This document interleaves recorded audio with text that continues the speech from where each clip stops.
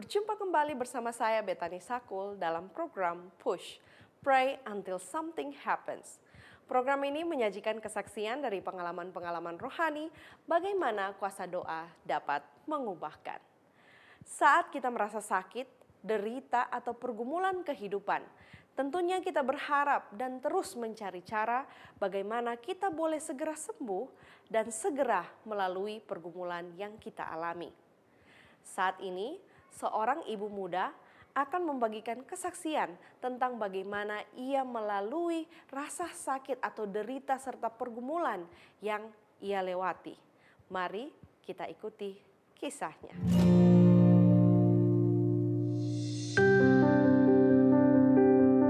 Shalom, perkenalkan nama saya Clarin Pascalina. Saya berusia 27 tahun dan saya sudah menikah. Kami sudah dikaruniai satu orang putri, dan saat ini putri kami sudah sekitar 18 bulan. Kami melayani sebagai keluarga misionaris. Saya memiliki seorang kakak, laki-laki, dan kami berasal dari keluarga broken home. Keluarga kami bukan keluarga yang harmonis, dan lebih banyak ibu saya mengalami KDRT, sehingga mengharuskan saya dan kakak laki-laki saya berpisah. Jadi kakak laki-laki saya itu harus dibesarkan oleh keluarga papa, dan saya oleh keluarga mama. Dan karena alasan itu juga, saya tidak pernah mengenal siapa sosok ayah kandung saya. Lalu karena untuk mempertahankan hidup, karena ibu saya bekerja sendiri, maka dia harus mengizinkan saya atau menitipkan saya tinggal bersama dengan oma dan opa. Lalu dia bekerja. Dan karena alasan tersebut juga, sehingga mama saya banyak kehilangan momen, juga banyak hal yang berhubungan dengan pertumbuhan saya dan juga pendidikan saya semasa kecil. Lalu kami bertemu kembali kurang lebih ketika saya berumur 6 tahun. Karena kekurangan yang mungkin dialami ketika saya kecil dalam pertumbuhan saya, sehingga sejak kecil saya memiliki fisik yang sangat tidak stabil. Mengharuskan saya itu sering masuk dan keluar rumah sakit. Ada satu penyakit yang menurut saya penyakit ini berbeda dari penyakit-penyakit yang mungkin orang lain juga pada umumnya rasakan, yaitu tremor. Ya, tapi tremor ini tremor yang tidak biasa. Kenapa saya bilang tidak biasa? Karena tremor ini disertai dengan kebas dan kaku, dan dia itu terjadi bukan hanya di tangan. Biasanya kebiasaan orang kalau tremor di tangan, ini tidak hanya di tangan, dia terjadi di beberapa bagian tubuh, seperti di mata, bisa juga di bibir saya, lidah, tangan seperti yang saya sudah jelaskan tadi, bahkan sampai di kaki saya. Tremor ini dia akan terjadi ketika di keadaan-keadaan yang tidak biasa juga. Awalnya dia terjadi hanya mungkin kalau saya salah makan, atau mungkin saya tidak menjaga jam makan saya, jadi lebih berhubungan dengan makan. Tetapi seiring berjalannya waktu, dia terjadi di keadaan yang tidak biasa. Dan keadaan ini adalah keadaan yang melibatkan emosional saya. Ketika saya merasakan perasaan sedih, tertekan, kecewa, atau perasaan-perasaan negatif lainnya, maka tremor ini dan disertai kebas, kaku, ini akan muncul dan saya sulit untuk mengendalikan penyakit ini. Bahkan ketika saya berbicara, lalu itu diikuti dengan perasaan yang emosional, apakah sedih dan seperti yang saya sudah jelaskan tadi, maka tremor itu akan muncul. Di tahun 2020, ketika Tuhan izinkan untuk bekerja di salah satu perusahaan penerbangan di Sentani, Jayapura khususnya. Waktu itu saya sedang mempersiapkan acara pernikahan saya dengan suami saya, waktu itu masih calon suami. Lalu kami putuskan untuk bertelepon. Waktu itu saya ada di kamar, saya bertelepon. Memang pada saat itu kondisinya masalah kami kompleks untuk menuju ke pernikahan, karena belum lama itu juga COVID-19 itu lagi memulai memasuki Indonesia. Sehingga yang terjadi saya mulai emosi di dalam percakapan tersebut. Tanpa saya sadari, ternyata tremor itu muncul. Nah, yang membuat saya panik adalah tremor itu dia muncul dari tangan dan membuat saya sudah sulit untuk bergerak, lalu dia turun ke kaki. Saya pikir hanya akan sampai di kaki, tidak. Tidak sampai di situ, dia naik sampai ke bibir saya. Bibir saya bergetar, lalu saya merasakan lidah saya itu masuk ke dalam, sehingga saya tidak bisa berbicara dengan jelas. Sehingga saya menangis. Saya berusaha menangis untuk menarik perhatian teman-teman di dalam rumah, supaya mereka mengetahui keadaan saya, karena waktu itu saya di kamar sendirian. Lalu mereka panik juga, mereka terseret kondisi, mereka lihat saya, dan ini juga diceritakan oleh mereka. Mereka melihat saya berbicara sudah tidak stabil, tidak jelas, dan seperti orang yang sulit untuk berbicara. Sehingga mereka mencari pertolongan. Dan akhirnya beberapa waktu berlalu, beberapa jam berlalu, kondisi saya mulai stabil. Lalu ada sahabat saya yang backgroundnya perawat, dia jelaskan mungkin kamu makannya tidak teratur, sehingga mengakibatkan penyakit ini muncul. Jadi jangan panik, gitu. Pastikan saja kamu makan lebih baik. Gitu. Lalu saya menenangkan diri. Saya pikir ya mungkin kelalaian saya bisa jadi. Jadi saya berusaha untuk menormalkan kembali pola makan saya. Dan saya mengabaikan lagi. Sama seperti respon yang sebelum-sebelumnya, saya berusaha mengabaikan penyakit ini dengan harapan ini benar-benar akan hilang. Masuk di tahun 2022, tepatnya tanggal 30 Januari tahun ini. Kondisinya saya sudah memiliki seorang anak, ya saya sudah menikah pada saat itu. Lalu terjadi percekcokan, ya seperti pada umumnya suasana rumah tangga. Karena hanya hal sepele. Tapi karena hanya hal sepele, saya dan suami berusaha menyelesaikan itu dengan cepat. Dengan harapan, karena ini sepele, kita anggap saja ini hanya sebagai alat Tuhan untuk menguatkan kita. Sehingga kami akhiri percekcokan itu dengan menilik pribadi kita masing-masing. Oh mungkin saya ada salah, saya harus lebih banyak berdoa waktu itu. Jadi kami kondisinya terpisah ruangan. Suami saya ada di kamar belakang, dan saya ada di ruang tengah di dalam playpen bersama dengan anak saya bermain. Lalu tidak berapa lama ketika saya sedang melakukan kegiatan di dalam playpen, saya merasa penyakit itu muncul lagi. Tapi yang lebih mengerikan adalah dimulai dengan tangan, seperti biasa dia mulai dengan tangan, lalu dia turun ke kaki, dan dia naik ke mulut saya. Sampai di situ saya pikir, oh mungkin hanya sampai di sini. Tetapi tidak. Tiba-tiba mata saya terpejam dan tidak bisa lagi dibukakan. Lalu yang terjadi, saya seperti tenggelam. Saya sulit untuk bernafas. Sehingga saya berusaha untuk meraih-raih nafas, tapi semakin sulit. Sehingga yang bisa saya lakukan pada saat itu, saya berusaha mengeluarkan suara lewat tangisan. Dan yang terjadi, dua tetangga dari rumah kami, di sebelah kanan dan kiri, mereka mungkin mendengar sehingga mereka datang ke rumah dengan keadaan panik juga, karena tidak biasanya dari rumah kami keluar suara seperti ini. Dan memang pada saat itu suami saya tidak ada di tempat, karena di belakang setelah mungkin dia bermeditasi, dia tertidur, dia beristirahat. Sehingga tetangga mereka berusaha membangunkan suami saya, dan ketika suami saya bangun, dia melihat keadaan saya, dia seperti terseret juga karena kondisinya dia belum pernah melihat kondisi saya seperti ini. Lalu dia langsung peluk saya, lalu dia menangis. Dia menangis, lalu dia berdoa.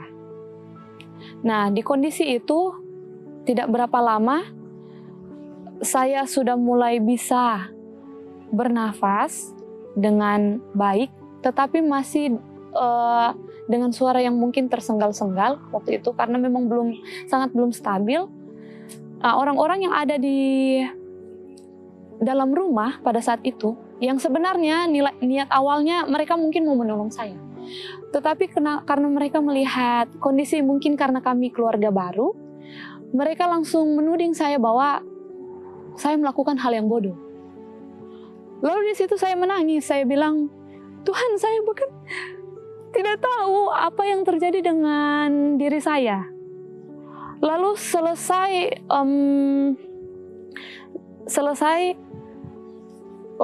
penyakit saya itu kambuh, tidak berapa lama setelah itu saya berdoa. Saya bilang sama Tuhan, Tuhan, sudah cukup Tuhan, saya sudah sangat muak dengan penyakit ini. Sebenarnya apa yang terjadi dengan tubuh saya? Tuhan, tolong jangan main-main karena saya ini seorang ibu dan seorang istri. Apa jadinya kalau saya punya penyakit seperti ini? Bagaimana masa depan rumah tangga saya? Dan bagaimana masa depan anak saya? Saya harus mendidik anak saya. Saya berhenti dari pekerjaan saya untuk fokus mendidik anak. Tapi kenapa Tuhan izinkan penyakit ini ada di dalam diri saya? Dan Tuhan tidak boleh lupa, saya ini misionaris. Masakan saya yang terjun dalam dunia pelayanan, saya memiliki penyakit seperti ini? Apakah benar saya sedang membodohi diri saya?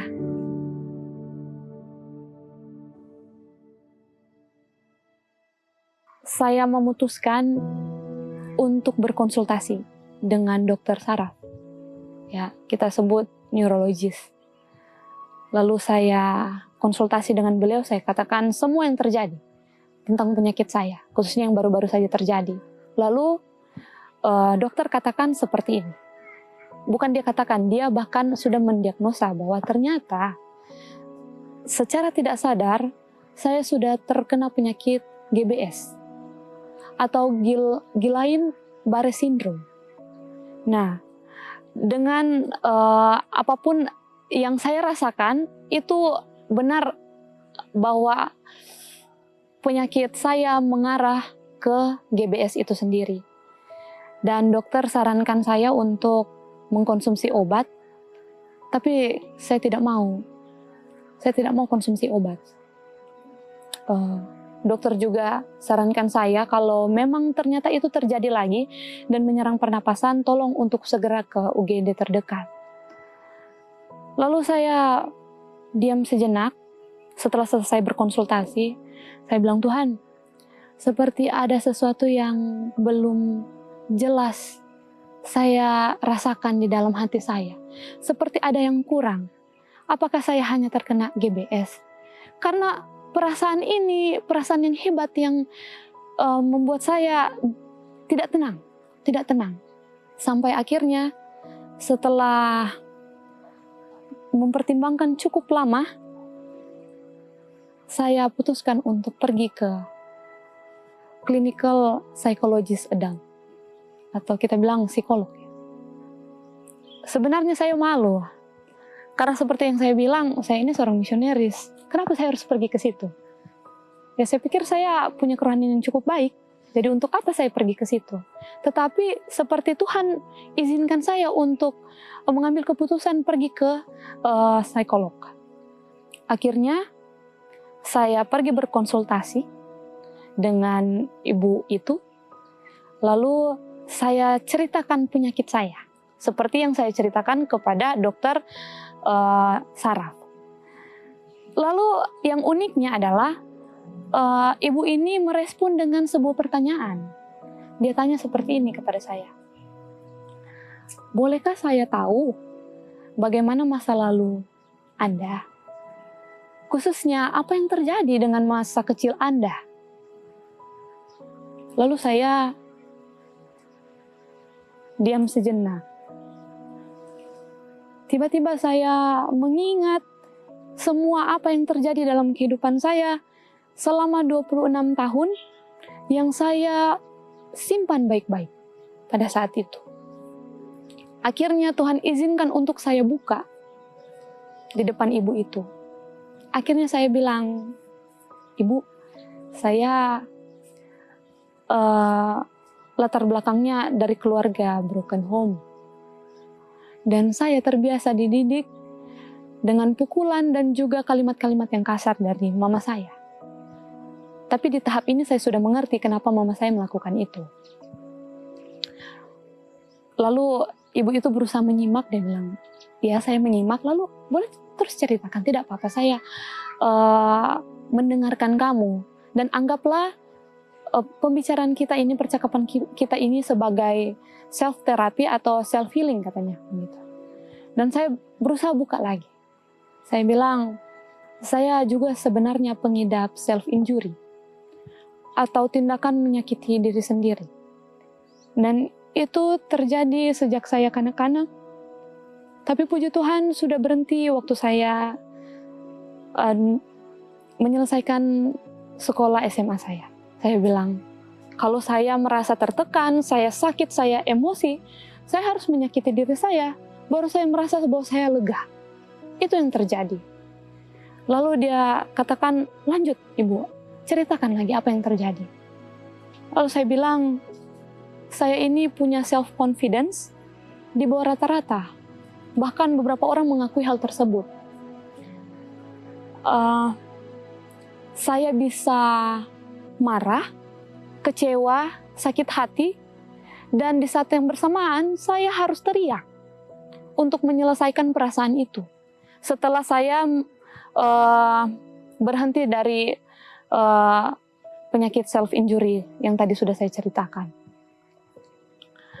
Lalu tidak berhenti di situ saja.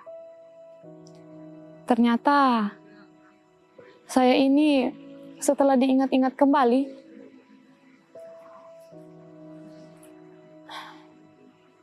saya ini adalah korban sexual abuse. Setelah menyelesaikan cerita itu, dan beberapa cerita yang sudah saya ceritakan tadi, lalu ibu itu katakan bahwa benar, ternyata letak masalahnya adalah dari cerita yang sudah kamu ceritakan. Dan mungkin ada beberapa cerita yang saya tidak ceritakan, tetapi dia katakan itulah letak masalahnya. Dan dia juga mengkonfirmasi bahwa penyakit autoimun saya, khususnya GBS itu, terjadi sebagian besar karena tekanan dari masa lalu hidup saya yang sudah saya ceritakan. Lalu dia katakan, ternyata dari apa yang sudah dia dengarkan, dia bilang saya terkena depresi menahun. Dan depresi menahun ini sangat amat kompleks.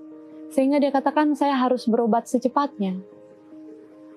Waktu saya dengar kalimat itu, saya hanya terdiam, sembari tetap menangis.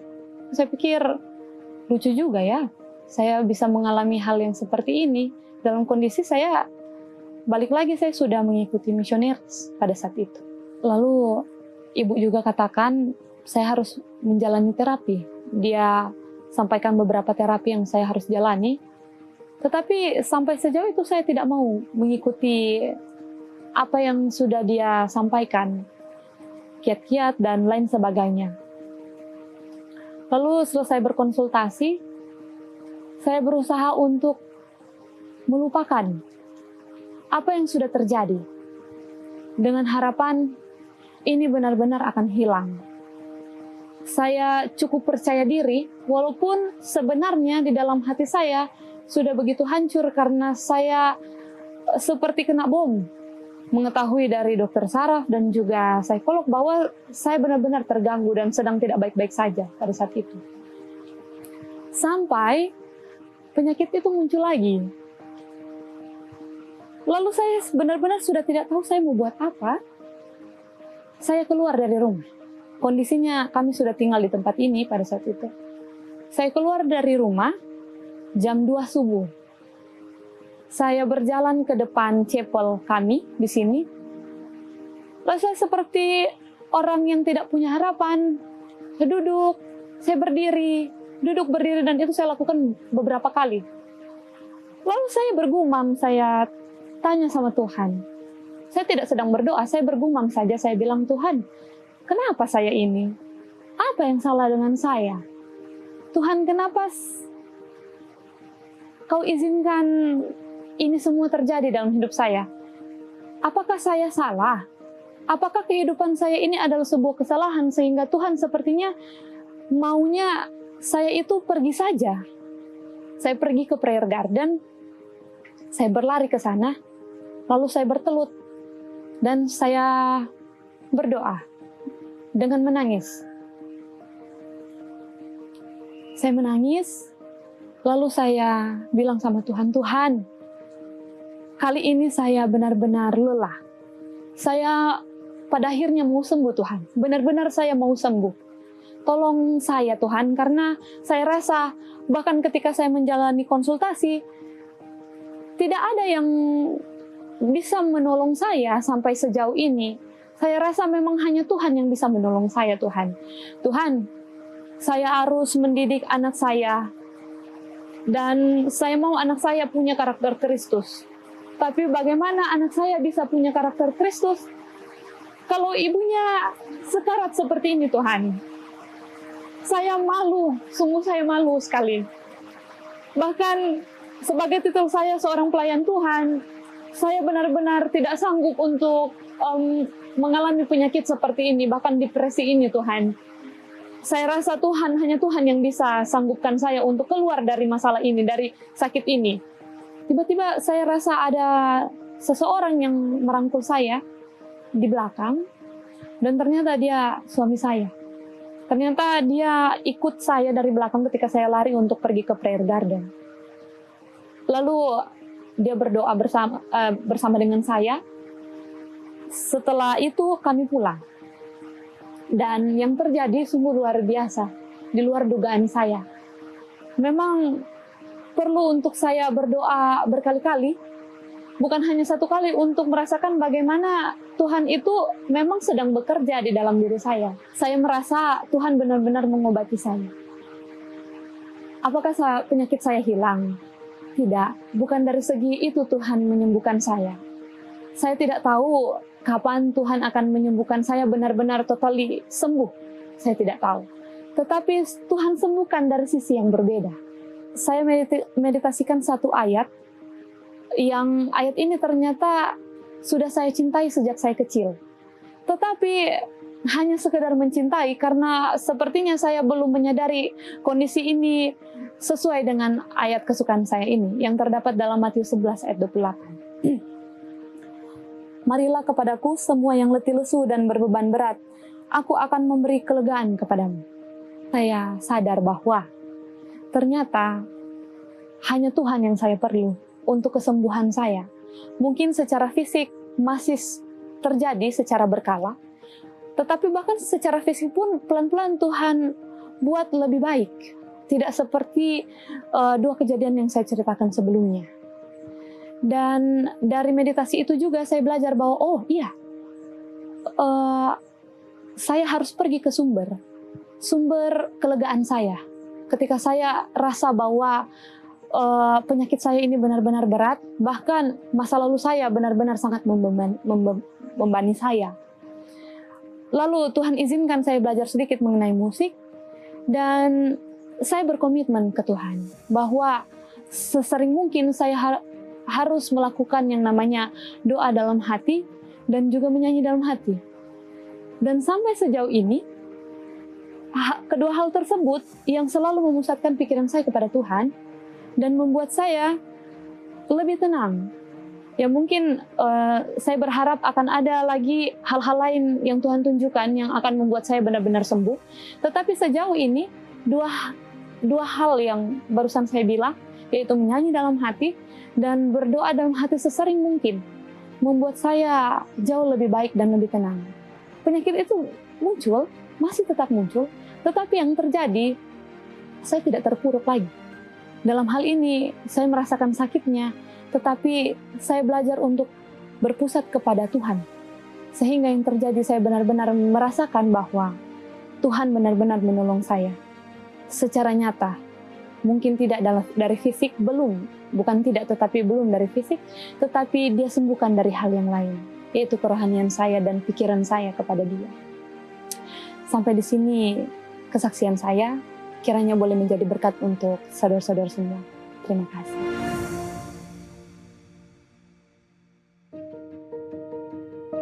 Saudara-saudaraku, Tuhan adalah sumber kelegaan. Terkadang Tuhan menolong kita dengan cara yang berbeda. Melalui hati dan pikiran kita, Tuhan hadir untuk mengobati penderitaan yang kita alami, walaupun dari sisi yang berbeda. Tuhan selalu akan memberikan yang terbaik bagi kita. Dalam Matius 11 ayat 28 berkata, Marilah kepadaku semua yang letih lesu dan berbeban berat. Aku akan memberikan kelegaan kepadamu. Berikut ini kita akan ikuti doa yang akan dibawakan oleh Pendeta Jevi Muaya. Kepada pendeta, dipersilahkan. Terima kasih Betani. Bapak Ibu Saudara sekalian dimanapun berada, mari kita tunduk kepala, kita berdoa. Bapa kami yang berdiam di takhta kemuliaan sorga,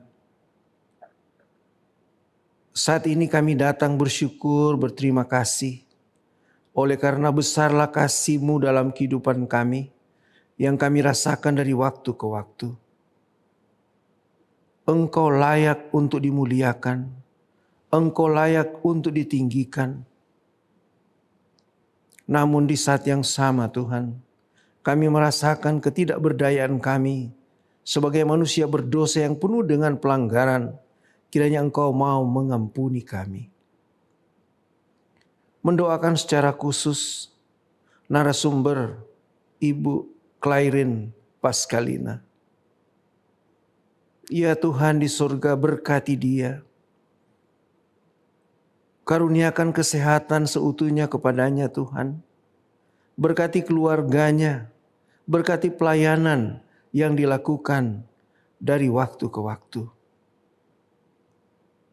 Di saat ini pula hamba berdoa secara khusus kepada semua sahabat Push. Tuhan berkati mereka.